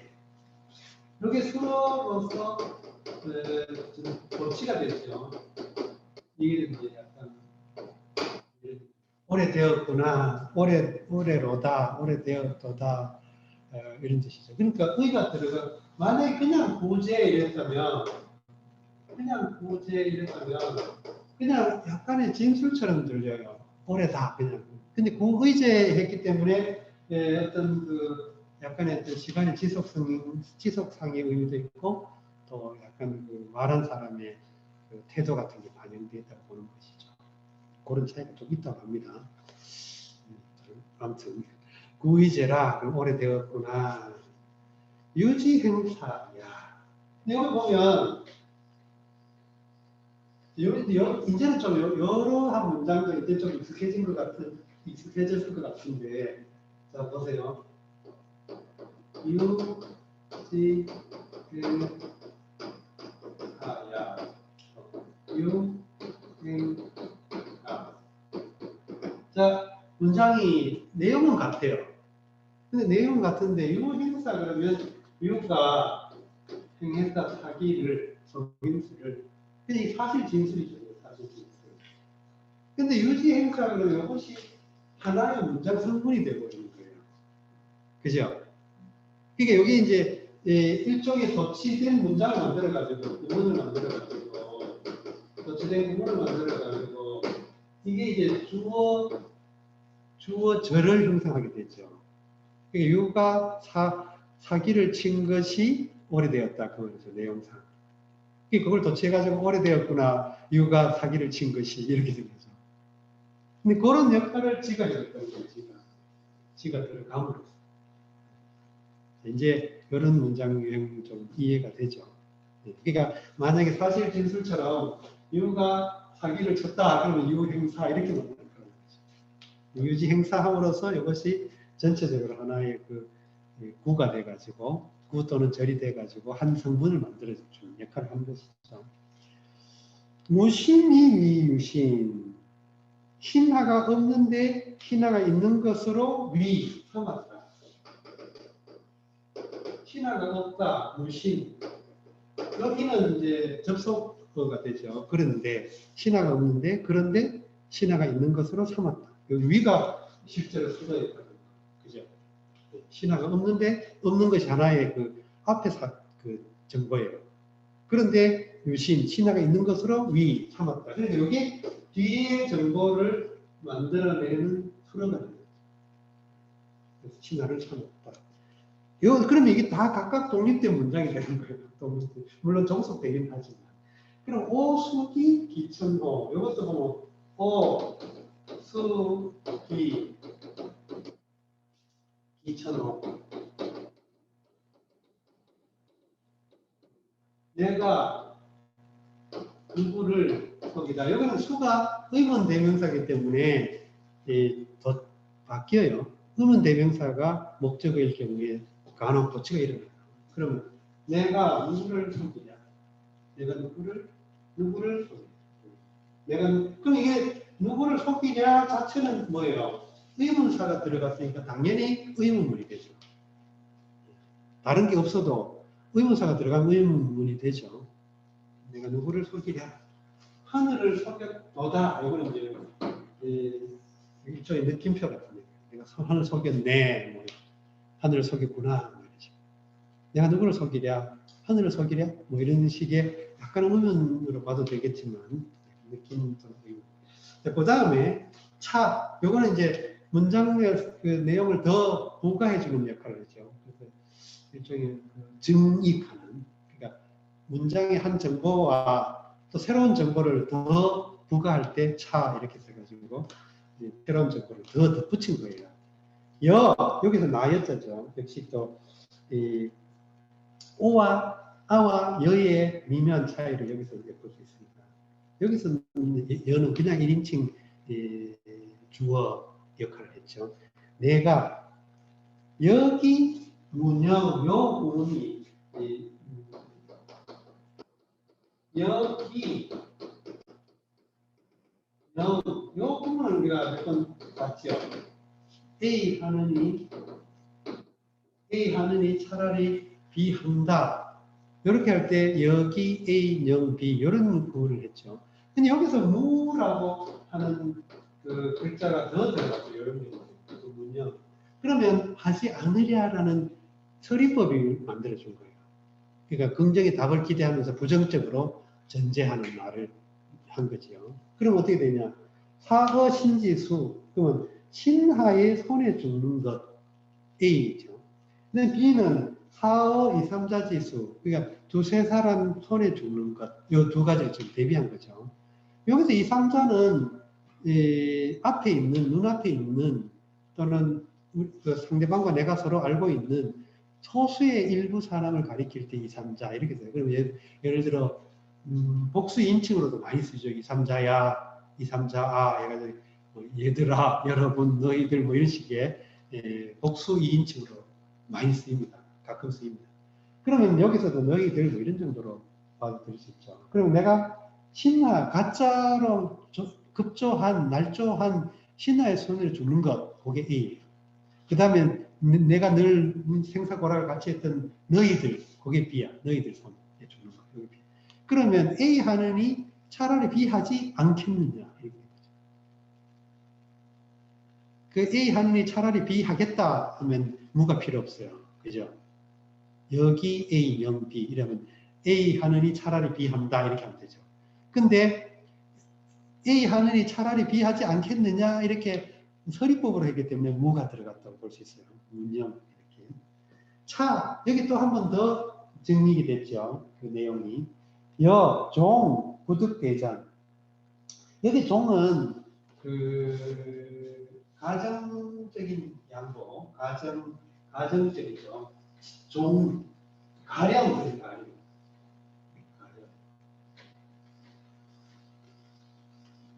이 종자는 원래는 노를 종하고 있습니다.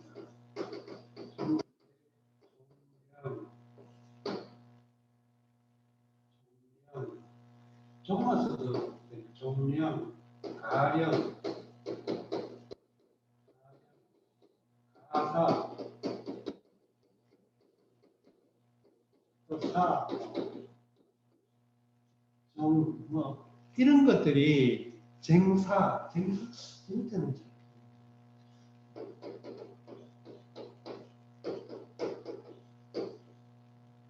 이게 잘 기억이 안 나요. 아무튼 이런 것들은 전부 가정적인 그 접속을 하고 있어요. 그러니까 양보, 그러니까 가령 뭐뭐 하더라도 이런 식으로. 그래서 종령, 가령, 가사, 뭐 사 이런 식으로 쓰면 가령 뭐뭐 하다 이렇게. 그래서 부득대장. 내가 가령 큰 장례는 얻지 못한다 이 말인데 내가 아주 성대한 장례를 내가 죽은 뒤에 성대한 장례를 나를 지내주지는 못한다 하더라도 가령 못한다. 사도로 호 내가 길에서 죽다라는 뜻인데 의문형이었죠. 도로 호 내가 길에서 죽겠느냐 그 말이죠. 내가 차라리 아주 성대한 장례를 치러주는 건 내가 못 받는다 하더라도 설마 내가 길에서 죽겠냐. 그러니까 내 신분의 분수에 어긋나는 짓을 왜 했냐. 너 이놈 아주 말하자면 잘못한 거예요. 신을 속인 거죠. 신을 속인 거죠. 부처나 신이나 아무튼 이런 걸 속인 거다 그런 뜻으로 지금 공자가 자로에 대해서 아주 쓸데없는 짓, 주제넘는 짓을 했다고 지금 엄청 그냥 자로 뭐라고 닥달하는 그런 내용인 것 같아요. 자, 질병이여신을 자로이 사문인으로 위신 이르니 병간해왈 고의제라 유지 행사야여. 무신이 위유신함이 오수기요 기천호인자 차여 여기 사어 신지수야론 문영 사어 이삼저지수호와 차여 종부득대장이나 여 사어 도로와 이렇게 해서 오늘 강독은 여기까지로 긴 시간 수고하셨습니다. 맞습니다. 감사합니다. 감사합니다. 네,